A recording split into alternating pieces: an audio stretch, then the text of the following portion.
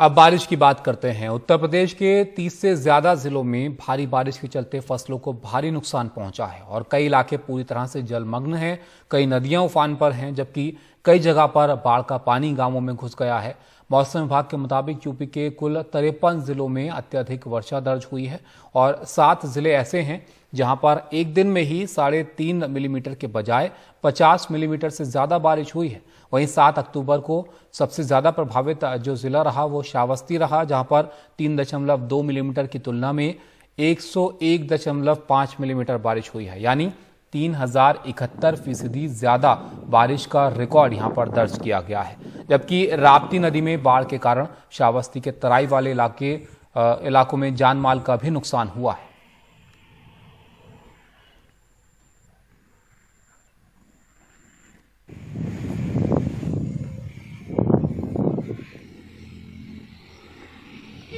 तो यहाँ पर जो बारिश हो रही है उसकी वजह से आप देखिए, ये 4 अलग अलग जगह की तस्वीरें हम आपको दिखा रहे हैं। लोगों के लिए दिक्कत खासी बढ़ गई है।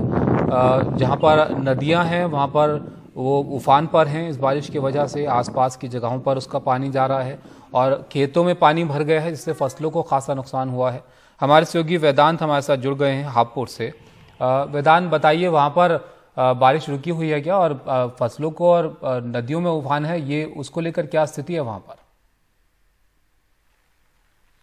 बिल्कुल, जैसा कि आपने कहा कि शहरों में तो लोगों को तकलीफ जाहिर है कि इस बिन मौसम की बरसात से हो रही है, लेकिन जो ग्रामीण इलाके हैं, खासकर उत्तर प्रदेश, हरियाणा, पंजाब में, वहाँ पर लोगों को खासा तकलीफ हो रही है। यहाँ पर जो पैडी क्रॉप है, यानी कि धान है, उसको यहाँ पे हमें फार्मर्स, यहाँ पे किसान बता रहे हैं कि 50 से 75% जो है इस धान को नुकसान हुआ है। हमारे साथ एक किसान यहाँ से जुड़े हैं, हम हापुड़ में हैं, उत्तर प्रदेश के। सर, सबसे पहले अपना परिचय दीजिए, अपना नाम बताइए। मेरा नाम राजकुमार त्यागी है जी। और आप किस किस चीज़ की खेती करते हैं? हम जो है धान की खेती करते हैं, गन्ने की खेती करते हैं और सब्जी की खेती करते हैं। ये पूरा खेत आप ही का है? जी, अपना ही। यहाँ पे सबसे पहले ये बताइए कि कितना नुकसान हुआ है, जो बिन मौसम की बरसात हुई है, कितना नुकसान हुआ है? इससे 50 से 75% तक का नुकसान है जी। इसमें धान जो है बरसात की वजह से काला भी पड़ेगा दाना, और इसमें बीमारी भी आ रही है। पहले भी बीमारी थी और वो बीमारी अब आ जाएगी। धान ढह भी गया तो इसमें परसेंटेज पे भी हमारे फर्क पड़ेगा।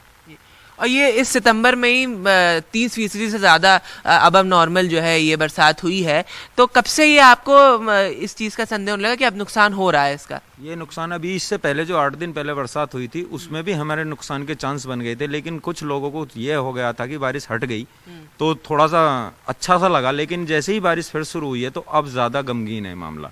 अब जो है ज्यादा नुकसान है, ज्यादा नुकसान होने के कारण हम ज्यादा 50 से 75% आप बता रहे हैं कि धान बर्बाद हो गया। जी जी जी।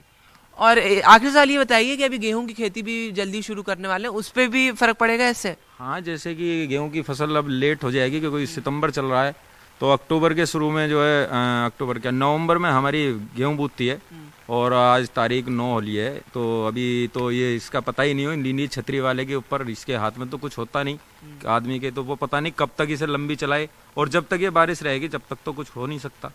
तो पूरा साल ही एक तरीके से किसानों के लिए खराब रहा है। ये वर्ष बहुत नाजायज, मतलब बिल्कुल ही बेकार गया है, कि जिससे किसान जो है बिल्कुल ही परेशान है। पहले गर्मी सूखा की वजह से हमारी फसल बर्बाद थी, अब बरसात की वजह से बर्बाद है। और आखिर सवाल, सरकार से क्या गुहार होगी आपकी? सरकार से यही है, जो भी वो हमारी मदद कर दे, वो ये समझो कि जैसे कुछ भी मदद करेगा, जैसे भूखे को रोटी मिल गई हो, इस तरह की हमारी अगर कोई मदद हो जाएगी इससे, क्योंकि गवर्नमेंट क्या है वो नहीं कर पाती मदद। डिक्लेयर तो कर देती है कि भाई किसानों की नुकसान हुए, फसल होना, कुछ मुआवजा मिले, लेकिन क्या होता है बीच में आने वाले सारे ही कर्मचारी ऐसे हैं, करप्ट बैठे हैं, वो खा जाएंगे, किसानों तक नहीं पहुंचेगी राहत सामग्री।